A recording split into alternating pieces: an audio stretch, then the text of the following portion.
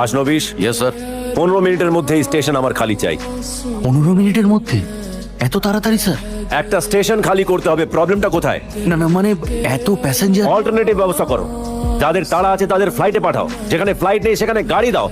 দরকার হলে railway মিনিস্ট্রিতে phone করো, স্টেশন মাস্টারকে বোঝাও, টাকা দাও। ঠিক সময় যদি কাজে না আসে তাহলে এতগুলো টাকা দিয়ে কি হবে আমার? খাসনবিশ, এই মিটিংটা আমার কাছে ভীষণ important.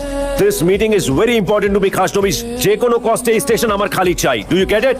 Yes sir, I do.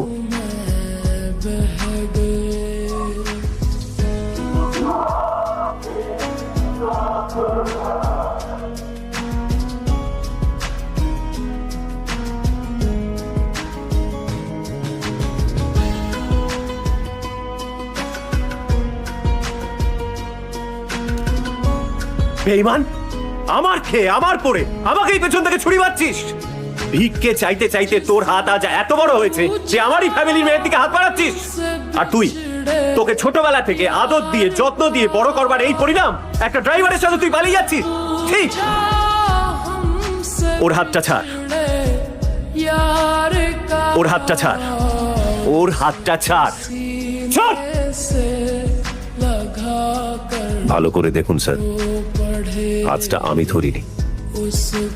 আমার মুখে মুখে তর্ক করছিস, তোকে আজ আমি শেষ করে দেবো। ওরা ছাড়।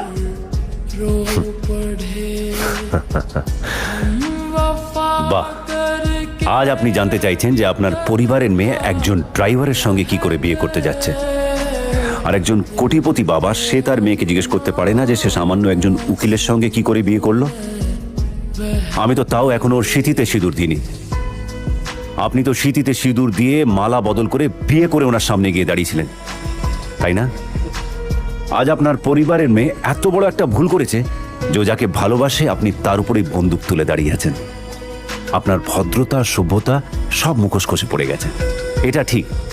আর উনি রাগের মাথায় একটা গুলি চালিয়েছিলেন বলে সেটা তার অন্যায়, সাংঘাতিক অপরাধ, তাই না? আপনাদের বাড়ির মেয়ে মেয়ে আর ওনার বাড়ির মেয়ে মেয়ে নয়। আপনাদের ভালোবাসা ভালোবাসা আর ওনার ভালোবাসা অভিনয়, নাটক। আপনি আপনাদের মেয়েকে কোলে পিঠে করে মানুষ করেছেন, আর উনি সারা জীবন শুধু অহংকার নিয়েই ছিলেন। এ তুই, এত কথা তুই কোত্থেকে জানলি? কে তুই? যে বয়স্ক মানুষটা 25 বছর ধরে নিজের একটা ভুলের প্রায়শ্চিত্ত করতে করতে আজ মৃত্যুর সঙ্গে লড়াই করছে, সেই অসৎ দেব বর্মনের নাতি আমি।